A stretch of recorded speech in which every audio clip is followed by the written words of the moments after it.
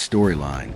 This was a surgical dismantling of the Cleveland Browns' first-team defense, orchestrated not by the presumed starter or even a high-drafted backup, but by a fifth-round pick who's been fighting for scraps behind a rigged depth chart. And somehow, he torched them, not with luck, not with gimmicks, but with precision, poise, and quarterback plays so polished it left players, coaches, and fans alike doing double takes. If you're into the real story and all the messy twists they don't show on highlight reels, go ahead and subscribe. And if you're sticking around to see how this Browns QB chaos plays out, you should definitely be subscribed. The highlight reel is already circulating, but the real story isn't just what Shedeur did. It's who he did it against, and why the Browns are still pretending it didn't happen. Because if you watch those reps, if you saw the composure, the reads, the way the offense moved under him, you already know the truth. Shedeur Sanders is the best quarterback on this roster, and the Browns' refusal to admit that, it's starting to look less like strategy and more like institutional denial. Let's rewind. Heading into training camp, the quarterback situation was supposed to be settled. The Browns had Dillon Gabriel, third-round pick, Oklahoma pedigree, mobile, coachable, safe. The kind of quarterback you can develop quietly.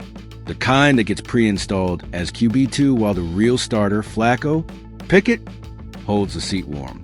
Then came Shedeur, the fifth-round wild card, the media buzz, the name guy. Most people expect him to show up, flash some mobility, maybe do well against a scout team, and ride the bench while the Browns let the real projects work. But that's not what happened. Because when Shedeur stepped on the field, when he got even a whiff of first-team defense, he didn't flinch. He commanded. Every motion, every adjustment, every audible was crisp and confident. His footwork, sharp. His release, quick. And his accuracy, on another level compared to the so-called competition. He didn't just complete passes. He picked apart a defense that's supposed to be one of the NFL's best. And keep in mind, this wasn't the garbage time unit. This was Cleveland's A-list. Myles Garrett, Denzel Ward, the guys who are paid to eat young quarterbacks alive, the ones that make rookie reps look like horror films. And Shedeur cooked them. Meanwhile, let's talk about Dillon Gabriel. This was supposed to be his moment, his year, his shot to prove that the Browns were right to take him in the third round, that he was a guy in waiting. But now, several weeks into camp, the Gabriel narrative has taken a nosedive. He's had more reps. He's worked with a better offensive line, the better receivers. He's gotten every opportunity. Shedeur hasn't. And still, he's struggling.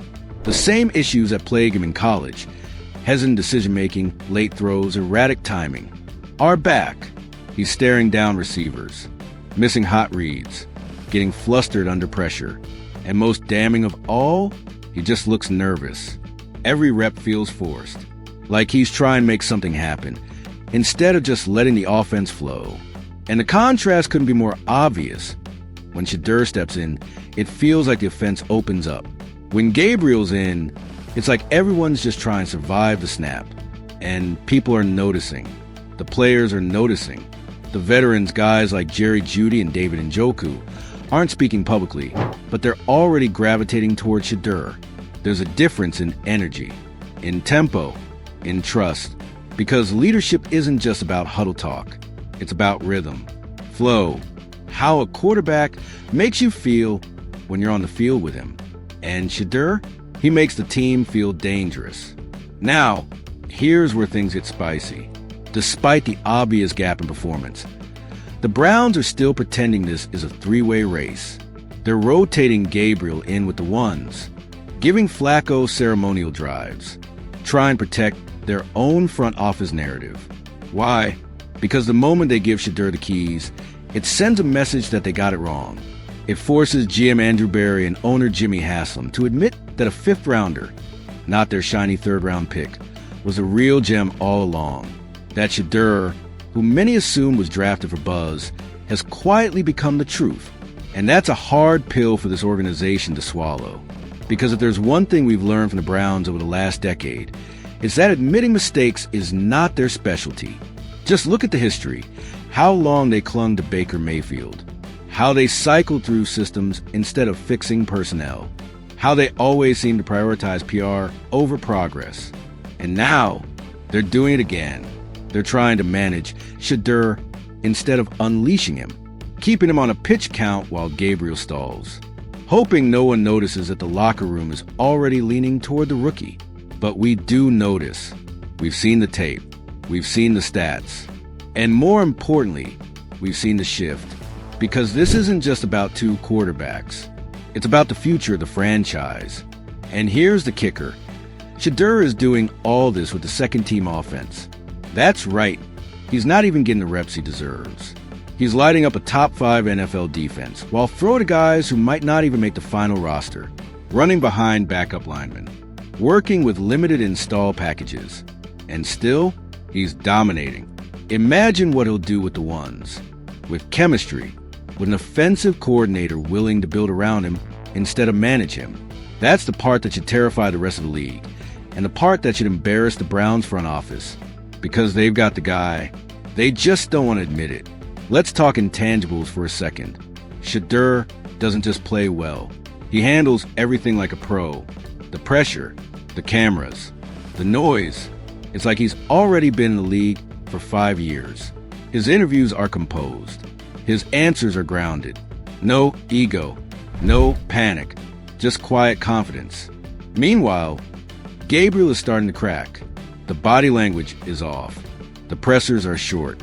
The throws are late. And if you listen closely, you can already hear the excuses forming, still adjusting to the playbook, working through timing, just trying to stay consistent. Translation? He feels the heat. And that's not the mindset you want heading into a real QB battle. Because when one guy is rising and the other is retreating, it's not a competition anymore. It's a countdown. So what happens next? Well, that's up to Browns. They can keep playing politics, keep splitting reps, keep pretending this is a decision that needs more time. Or they can make the move, make the call, name Shedeur Sanders the starting quarterback. Not in Week 8, not after a disaster loss to Pittsburgh, not when the fan base forces their hand. Now, because the worst thing Cleveland can do is waste this moment. You've got a rookie who's ready right now, who's earned it, who's done everything you didn't expect. And more, what's left to evaluate? What are you really waiting for? Permission? Validation? An excuse? Because the only thing Shedeur hasn't done is ask for the job. He's just taken every rep like he already owns it. And if you're being honest, he does. The Browns didn't find a quarterback. They stumbled into a franchise cornerstone. But instead of handing him the reins, they're busy juggling narratives and trying not to look foolish. Meanwhile, Shedeur Sanders is acting like the job's already his. Because on every meaningful level, it is. Let's talk about what that kind of disconnect does to a team.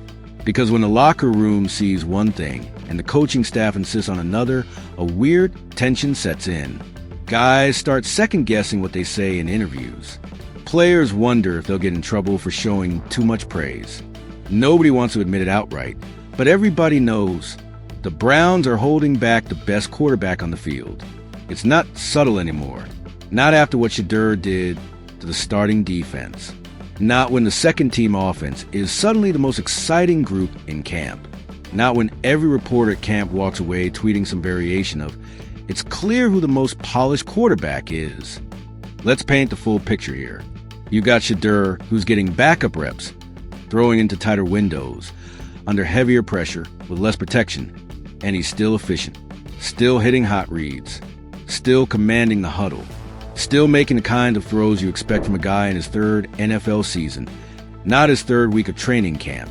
And then there's Dillon Gabriel, still getting the cleanest pockets, the top-tier receivers, still working against vanilla coverage in 7 on 7S, and somehow still making it look difficult. Ball placement? Late. Reads? Slow. Leadership? Fading. But the reps? Oh, he's getting them. And that's what's driving fans and players nuts, because there's no logic to it anymore. It's just protocol, a stubborn adherence to the plan that's already been torched by reality. Let's stop pretending. Shedeur Sanders isn't just in the conversation anymore. He is the conversation. Now let's talk impact. Because this isn't just about who throws a tighter spiral. It's about who lifts the entire building when he walks in. And Shedeur? He's shifting the energy of the entire Browns facility. You're hearing it from offensive guys, from veterans who've played with multiple quarterbacks, from receivers who are suddenly running sharper routes when number 5 is under center, from linemen who fight harder to give him a clean pocket. That's not coaching. That's belief. He's earned it by being locked in meetings, in walkthroughs, in live drills, by being early to film, by asking questions, by acting like a starter, even when the coaching staff keeps giving the job to someone else. Meanwhile, Dillon Gabriel is still trying to find his rhythm. He's pressing, forcing throws, making poor reads, and it's not for lack of effort. The guy clearly wants it, but want isn't enough. Not when someone else is making it look effortless. This isn't bitterness. This isn't Shedeur fanboys taking over the timeline. This is what happens when someone forces the issue, not with drama or PR stunts, but with pure execution. Every throw, every rep, every read. That's what Shedeur is doing. And it's starting to embarrass the people who keep pretending Dillon Gabriel is still in the running. Let's go deeper. You know what happens when a rookie consistently outplays a higher pick? Internal politics start swirling. Front office guys who vouch for Gabriel get quiet. Coaches start giving non-answers. Player reps ask about trade options. Agents start whispering into media ears. And guess what? That's exactly what's happening in Cleveland. It's no longer about finding a starter. It's about managing egos. Because admitting that the third-round guy isn't ready, that's one thing. But admitting that your fifth-round pick is the best quarterback in the building, that's a tougher pill. It means your evaluation was flawed. It means your depth chart was built on the wrong assumptions. It means the guy you brought in as a project is already turning heads like a top 5 draft pick. And that kind of clarity, it scares people who are used to having more time. But football doesn't wait. The locker room is already moving. The fans are already asking. The media is already pointing it out in every headline. Shedeur Sanders is outperforming everyone, and it's not even close. So now what? Well, if the Browns are smart, they stop dragging this out. They end the charade. They sit Gabriel down and say, "Look, you gave it your best shot, but Shedeur's just ahead of schedule." They let the team rally behind the guy who's already doing the job, because the longer they wait, the more awkward it's going to get. Every day Shedeur shines while still technically holding the clipboard, the more this story becomes about organizational dysfunction instead of quarterback talent. And if that sounds harsh, think about this. You got fans chanting Shedeur's name during camp drills. You got teammates nodding when asked who's stepping up. You got beat reporters openly writing columns questioning why the coaching staff is dragging their feet. The only people still pretending this is close are the ones trying to save face. Let's talk about the fan reaction, because that is where things have gone from excited to electric. The moment clips of Shedeur's throws against the starting defense hit the internet, the comment sections exploded. That's our guy. How is he not QB1 already? Gabriel who? Some might call it overreaction. Some might say he hasn't played a real NFL snap yet. Fair enough. But those people, they weren't at camp. They didn't see it live. Because if they did, they'd understand that this isn't just training camp hype. This is what it looks like when a guy takes over a franchise from the inside out. And that's exactly what Shedeur is doing. Let's wrap it up with this. If Shedeur Sanders had been drafted in the first round, this wouldn't even be a debate. The whole building would be behind him already. He'd be getting all the starter reps. The staff would be selling him to media. But because he was picked later, because some people still think of him as Deion's son instead of an NFL quarterback, he's being treated like a wild card instead of a weapon. And that's the Browns' mistake to correct. The only question left isn't, is Shedeur good enough to start? It's, when are they finally going to stop pretending he's not the best option? Because from where we're standing, that moment is already late. And every rep that doesn't go to Shedeur from here on out is a rep wasted.